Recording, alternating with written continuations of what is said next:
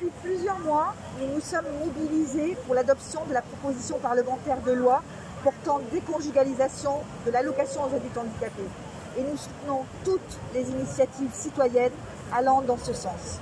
En effet, la déconjugalisation de l'AAH est une mesure juste et une revendication de longue date de notre organisation.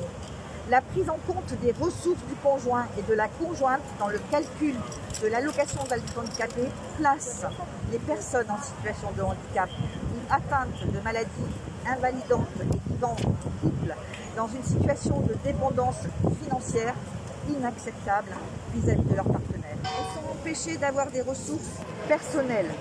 Cette dépendance particulièrement prégnante chez les femmes en situation de handicap les fragilise et crée des situations de maltraitance, voire de violence.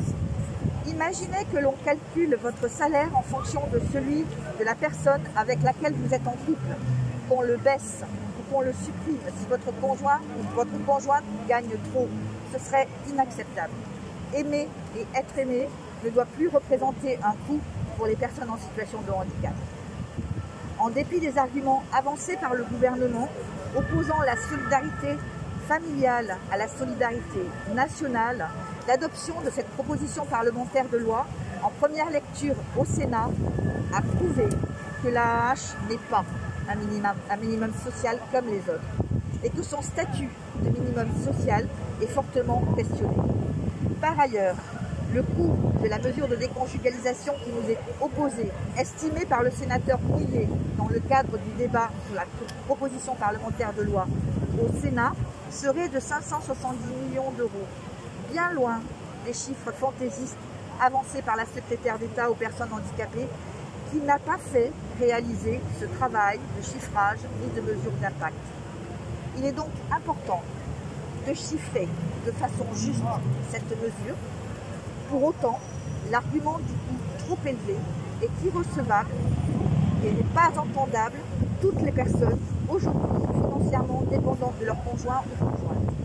Et comment le comprendre alors que le gouvernement parvient à trouver des ressources lorsqu'il le juge nécessaire, comme c'est le cas avec le plan de relance de 100 milliards d'euros pour faire face à la crise sanitaire.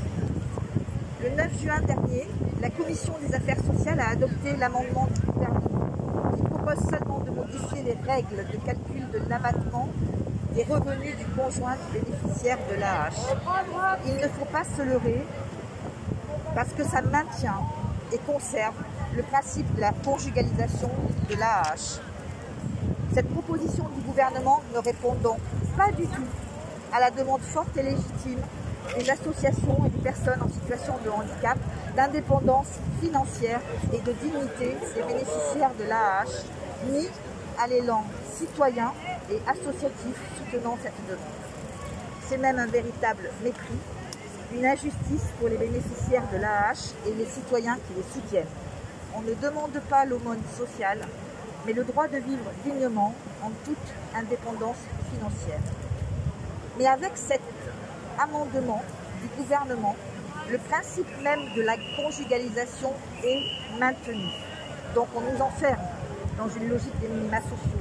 On gagne du temps pour ne pas adopter la proposition parlementaire du Sénat en l'état.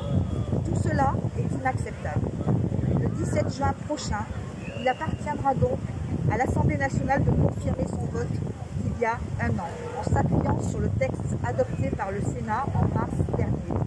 La proposition de loi doit être adoptée telle qu'amendée par le vote du Sénat, sans introduire cet amendement gouvernemental ni aucun autre. C'est pourquoi, d'ici le 17 juin, nous interpellons les députés, tous les députés. Si cette proposition parlementaire de loi n'était pas adoptée, les députés ayant voté contre seraient responsables de priver des dizaines de milliers de bénéficiaires de l'AAH vivant en groupe du droit de vivre dignement, de manière indépendante, sans être tributaires de leur situation conjugale. Et les personnes en situation de handicap ou atteintes de maladies invalidantes sauront se souvenir d'un tel vote. Sachez-le, on ne lâchera rien.